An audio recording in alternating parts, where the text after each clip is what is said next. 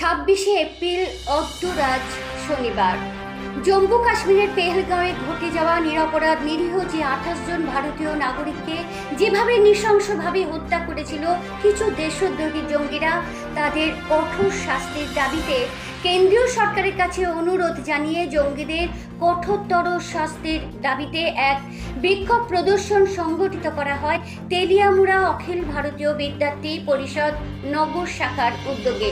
আপনারা দেখছেন PBN Bangla news.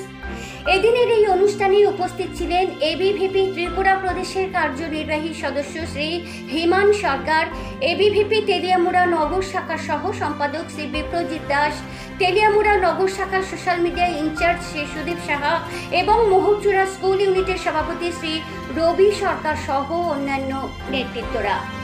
এদিকে পেহেলগাঁওয়ের হামলাকারী জঙ্গিদের খোঁজে তল্লাশি চালাতে গিয়ে শহীদ হয়েছেন নদিয়ার বাসিন্দা সেনার স্পেশাল ফোর্সের কমান্ডো ঝন্টু আলী শেখ। জম্মুর মিলিটারি হাসপাতালে গান স্যালুটে কুর্নিশ জানানো হয় চির ঘুমে চলে যাওয়া বীরকে। কাশ্মীরে নিহত সেনার স্পেশাল ফোর্সের কমান্ডো ঝন্টু আলী শেখকে শেষ শ্রদ্ধা জানানো হলো ব্যারাকপুরের সেনা ছাউনিতে। হামলাকারী জঙ্গিদের খোঁজে তল্লাশি চালাতে গিয়ে নিহত হয়েছেন ঝন্টু। তাঁরও ধর্ম ইসলাম, কিন্তু সদ্য স্বামীহারা ঝন্টু স্ত্রী বলছেন, আমরাও মুসলিম, কিন্তু ওদের মনে বিদ্বেষ আছে, ওরা মুসলিম নয়। শাহনাজ পারভিন জানালেন, আমার স্বামীও পছন্দ করতো না, বলতো ধর্ম এক হলেও ওদের সঙ্গে আমাদের কোনো মিল নেই। আরও বললেন, আমি শাস্তি চাই, আমার ছোট ছোট বাচ্চা আছে, ওই দেশটা থাকলে আরও বাচ্চা তাদের বাবাকে হারাবে। মৃত শহীদ জওয়ান ঝন্টু আলী শেখের দেহ বাড়িতে এসে পৌঁছালো। শহীদ দেওয়ানের দেহ ঘিরে কান্নায় ভেঙে পড়ল তাঁর পরিবার।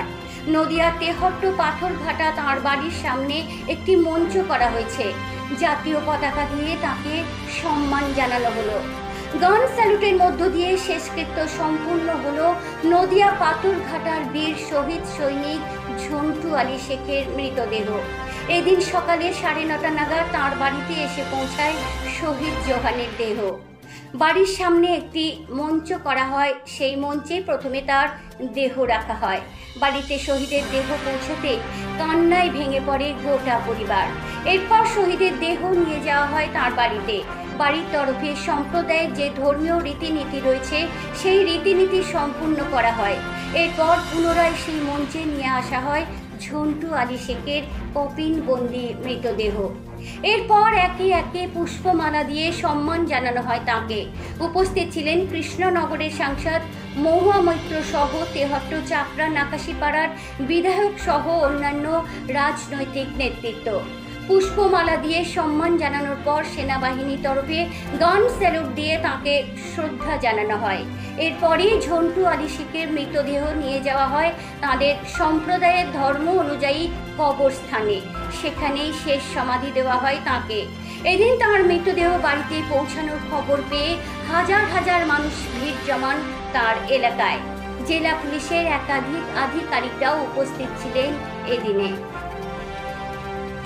জানিয়েছি, আমরা কেন্দ্রীয় সরকারের কাছে অনুরোধ রাখব যে যারা এই জঙ্গি হামলা করেছে তাদের জন্য কঠোরতম শাস্তি হয় এবং এই জঙ্গি হামলার পিছনে যাদের হাত রয়েছে তাদেরকেও জন্য কঠোরতম শাস্তি দেওয়া হয়।